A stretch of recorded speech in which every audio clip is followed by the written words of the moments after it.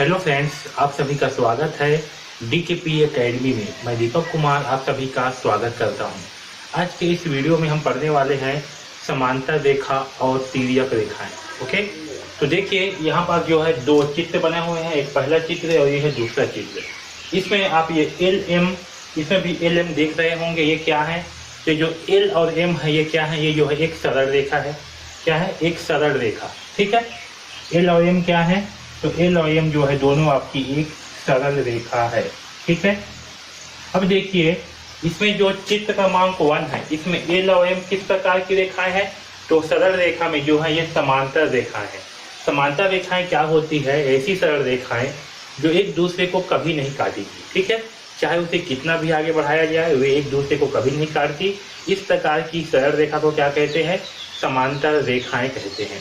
और दूसरा प्रकार का जो चित्र है इसमें देखिए ये जो सरल रेखाएं हैं एल और एम, ठीक है, ये क्या है? आपकी एक सरल रेखा है। इसे जो है जब हम आगे बढ़ाएंगे तो ये क्या करेंगे? कुछ समय बाद जो है एक दूसरे को किसी स्थान पर काटेंगे। किसी जो है से आगे बढ़ाऊंगा तो क्या होगा? यहाँ पर जो है ये एक दूसरे को काटेंगे, प्रतिच्छेद करेंगे। ठीक है, तो इस प्रकार की रेखाओं को क्या कहते हैं? तो इस प्रकार की सरल रेखाओं को जो है प्रतिच्छेदी रेखाएं कहते हैं। क्या कहते हैं? प्रतिच्छेदी रेखाएं। ओके, अब देखिए यहाँ पास जो है इसमें एक तीसरी सरल रेखा और है, वो क्या है? एन। इसमें भी क्या है? एन। यानी कि जो दो रेखाएं हैं उन्हें जो है एक इन रेखा क्या कर रही है? काट रही है। ठीक है, यहाँ भी देखिए एल और एम दो क्या है? समांतर रेखाएं हैं। इसे क्या कर रही है? एक रेखा एन काट रहा है। और यहाँ पास भी ये जो दो एल और एम क्या है? समांतर रेखाएं हैं। इसे भी जो है आपका एन काट रही है। ठीक है, तो जब किसी रेखा को जो है एक सरल रेखा को, सॉरी एक नहीं, जब दो रेखाओं को एक तिर्यक रेखा, तो ये जो रेखा है ये जो इसे काट रहे, इसे क्या कहेंगे? इसे कहेंगे हम तिर्यक रेखा। क्या कहेंगे? तिर्यक रेखा। ठीक है, तो देखिए जब दो रेखाओं को एक तिर्यक रेखा काटती है तो निम्नलिखित कोण बनते हैं। ओके, तो क्या होती है? जब भी जो है दो रेखाओं को एक तिर्यक रेखा यानी कि एक तिरछी रेखा जो है काटती है तो क्या होती है? इन दो रेखाओं के मध्य में एक कोण बनती है। वो कोण कौन कौन सी है उसे पहले समझ लेते हैं। तो देखिए पहला है संगत कोण। क्या है संगत कोण? तो देखिए इसमें संगत कोण क्या होगी? जैसे कि आपको दो रेखाएं हैं, दो क्या है? सरल रेखाएं हैं, और ये जो है आपका एक तिर्यक रेखा है।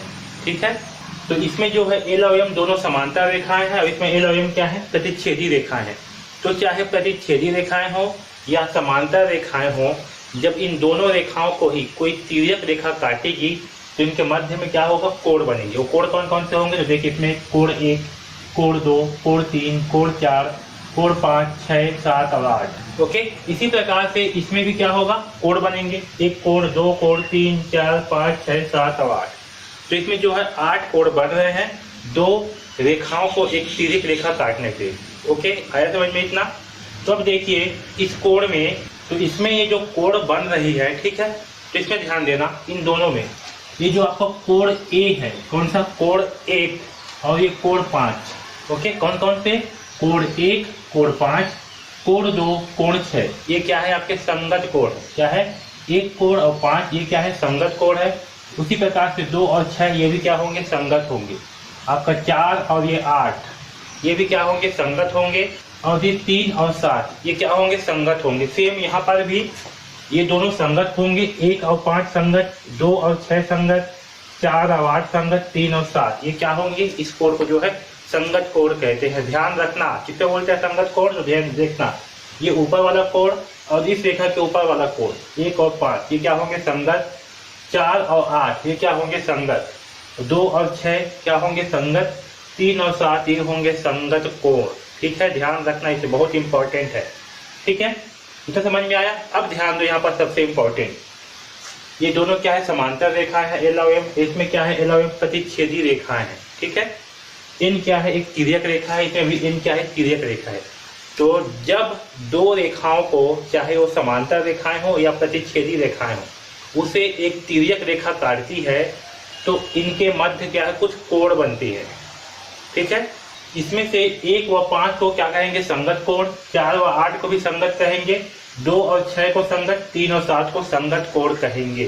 ठीक है, लेकिन अब ध्यान दो, जब प्रतिच्छेदी रेखाओं को तिर्यक रेखा काटती है तो संगत कोणों व एकांतर कोणों के युग्म बराबर नहीं होते। ठीक है, तो इसमें क्या होंगे, जो आपके संगत कोण है, ठीक है, यानी कि ये जो 1 और 5 है, 2 और 6 है, ये क्या है, आपका एक प्रतिच्छेदी रेखा है।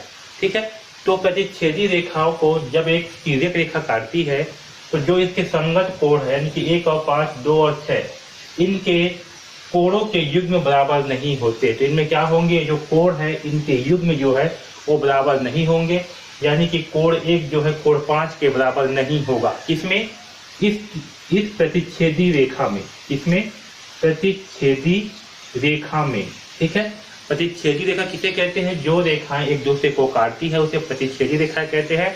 और इस प्रतिच्छेदी रेखाओं को जब एक तिर्यक रेखा काटती है तो इनके मध्य जो कोण बनती है, ठीक है, इनके मध्य जो संगत कोण बनती है और एकांतर कोण बनती है, उनके युग्म बराबर नहीं होते।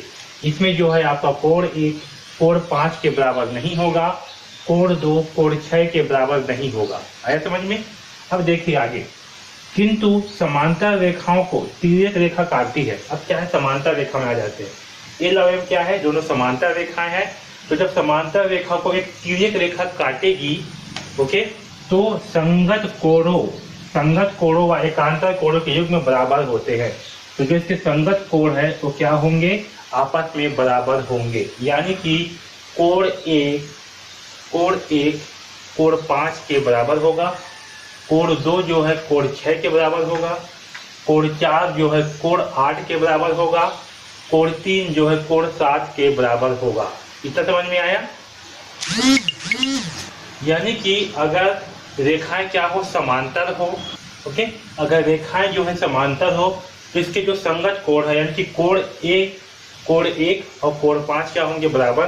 तो अगर कोण 1 का मान 60 अंश है तो कोण 5 का मान भी कितना होगा, 60 अंश होगा। ठीक है, इसी प्रकार कोण 4 का मान अगर 30 अंश है तो कोण 8 का मान भी 30 अंश होगा। कोण 2 के बराबर कोण 6 होगा और कोण 3 के बराबर जो है कोण 7 होगा। आया समझ में? तो ये तो हुआ संगत कोण। अब देखते हैं एकांतर अंतः कोण। क्या एकांतर अंतः कोण क्या होती है? तो देखिए एकांतर अंतः कोण क्या होगी, कोण 4 व कोण 6 को, यानी कि जो अंदर के कोण है, ठीक है, ये कोण 4 और कोण 6 इसे हम एकांतर अंतः कोण कहेंगे। वैसे ही ये कोण 3 और ये कोण 5 इसे क्या कहेंगे, एकांतर अंतः कोण कहेंगे। ये जो है आपके कहाँ है, अंदर में है, इस लाइन के कहाँ है, ये जो समांतर लाइन है कहाँ है, अंदर में, तो इसको क्या बोलेंगे, एकांतर अंतः कोण। ठीक है, तो एकांतर अंतः में क्या आएंगे, ये कोण 4 और कोण 6। देखिए एकांतर क्या होंगे, ये 4 और ये 6, ठीक है, ये क्या होंगे एकांतर अंतः। वैसे 5 और 3 ये क्या होंगे, एकांतर अंतः। और क्या होती है, इसमें भी प्रतिच्छेदी रेखाओं में भी ये दोनों एकांतर अंतः होंगे, लेकिन इस प्रतिच्छेदी रेखा में जो एकांतर कोण है वो बराबर नहीं होंगे। ठीक है, लेकिन ये जो समांतर रेखाएं हैं इसमें क्या होंगे, एकांतर कोण बराबर होंगी। ठीक है, इसे ध्यान रखना कि जब समांतर रेखाएं होंगी उसमें क्या होंगी, एकांतर कोण बराबर होगी, जबकि प्रतिच्छेदी रेखा में जो है एकांतर कोण बराबर नहीं होगी। यानी कि इसमें जो है आपका कोण 4 के बराबर कोण 6 होगा, कोण 3 के बराबर कोण 5 होगा। ठीक है, इसे क्या कहेंगे हम, एकांतर अंतः कोण। अब देखिए जो बाहर की है इसे क्या कहेंगे, जैसे कहेंगे एकांतर बाह्य कोण, इसे कहेंगे एकांतर बाह्य कोण। क्या कोण 1 और ये कोण 7 ये दोनों कहाँ है, अब इस रेखा के बाहर में है, इसे जो है हम एकांतर बाह्य कोण कहेंगे। तो ये कोण 1 और कोण 7 ये क्या होंगे, एकांतर बाह्य कोण, और कोण 2 और कोण 8 क्या होंगे, एकांतर बाह्य कोण। एकांतर से क्या समझ में आ रहा है, एक अंतर। ठीक है, तो यहाँ से इस सेट को नाम लेकर के इस सेट को ले रहा है, तो ये 2 और ये 8, 1 और 7 ये क्या होंगे, एकांतर बाहर। उसी अंदर में 4, 6, 3 और 5 ये क्या होंगे, एकांतर अंतः। ठीक है, ठीक है, समझ में आया। और ये जो एकांतर कोण है ये क्या होंगे, आपस में बराबर होंगे अगर ये रेखाएं क्या है, समांतर हैं तो। अगर प्रतिच्छेदी है तो बराबर नहीं होंगे, और समांतर है तो क्या होंगे, आपस में बराबर होंगे। ठीक है, इतना समझ में आया। अब आगे बढ़ें और अब देखिए चौथा प्रकार का कोण, तिर्यक रेखा के एक ही ओर के अंतः कोण। ओके, ये क्या है, ये है तिर्यक रेखा, इसके एक ही ओर के अंतः कोण। तो कोण 4 और 5 ये कोण 4 और 5 क्या होंगे, अंतः कोण। कोण 3 और 6 क्या होंगे, ये भी अंतः कोण होंगे। ठीक है, तो आया समझ में क्या क्या पढ़े हम? पहला पढ़े हम संगत कोण। संगत कोण कौन कौन से होंगे? 1 और 5, 4 और 8, ओके, 2 और 6, 3 और 7, ये होंगे संगत कोण। उसके बाद दूसरा पढ़े हम एकांतर अंतः कोण। क्या पढ़े? एकांतर अंतः कोण।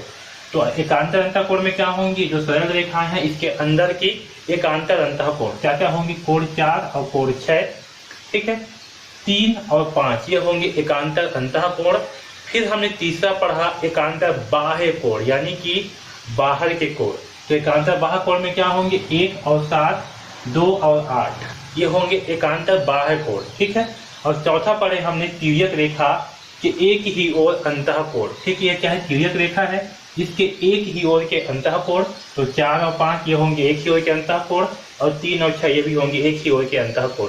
लेकिन सबसे इंपॉर्टेंट ध्यान देने वाली बात है कि जो संगत कोण है, ठीक है, और एकांतर कोण है, ठीक है, तो अगर जो रेखाएं हैं वो समांतर रेखाएं हैं, ठीक है, तो समांतर रेखाओं में संगत कोण और एकांतर कोण का मान क्या होगा?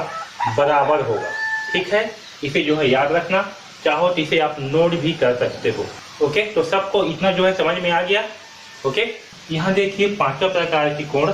तिर्यक रेखा के एक ही ओर के बाह्य कोण, ठीक है, जो तिर्यक रेखा है इसके एक ही ओर के बाहर के कोण क्या क्या होंगे? कोण 1 और कोण 8, ठीक है, ये क्या होंगे? बाह्य कोण। और कोण 2 और कोण 7, ये भी क्या होंगे? बाह्य कोण होंगे, ठीक है। तो कई बार जो है हम एकांतर अंतः कोण के स्थान पर केवल एकांतर कोण का ही प्रयोग करते हैं, ठीक है। मतलब एकांतर अंतः कोण को जो है हम कई बार केवल एकांतर कोण ही बोलते हैं, ठीक है। तो अगर एकांतर कोण बोलेंगे तो भी वो जो है किसकी बात कर रहा है? एकांतर अंतः कोण की बात कर रहा है, ओके। तो अगर कहीं पर जो है एकांतर कोण का उपयोग हुआ है केवल, तो वहां पर जो है वो किसकी बात कर रहा होगा? वो जो है एकांतर अंतः कोण की बात कर रहा होगा, ठीक है। तो ये जो है हमने 5 प्रकार के कोणों को देखा, ओके। चलिए अब जो है एकांतर अंतः कोण के गुण जो है उसे समझते हैं कि ये जो है क्या होंगे इसके गुण, ठीक है। तो देखिए यहाँ पर जो आपके कोण 1 है और कोण 5 है, ये क्या होंगे? ये जो है आपके संगत कोण होंगे, ठीक है। कोण 1 बराबर कोण 5, ये क्या होंगे? संगत कोण। दोनों क्या होंगे? बराबर होंगे, ठीक है, दोनों क्या होंगे? बराबर। ये जो है आपके किससे? संगत कोण से, ठीक। संगत कोण जो है आपस में बराबर होते हैं, तो ये क्या होंगे? कोण 1 और कोण 5 जो है आपस में बराबर होंगे, ओके। और देखिए ये जो आपका कोण 1 है और कोण 3, ठीक है, कोण 1 और कोण 3 ये भी क्या होंगे? आपस में बराबर। किससे? शीर्षाभिमुख कोण से, ओके। तो यहाँ पर जो है कोण 1 और कोण 3 भी क्या होंगे? आपस में बराबर होंगे शीर्षाभिमुख कोण से। तो इसे मानते हैं समीकरण 1, इसे मानते हैं समीकरण 2। तो समीकरण 1 और 2 से हमें क्या प्राप्त होगा?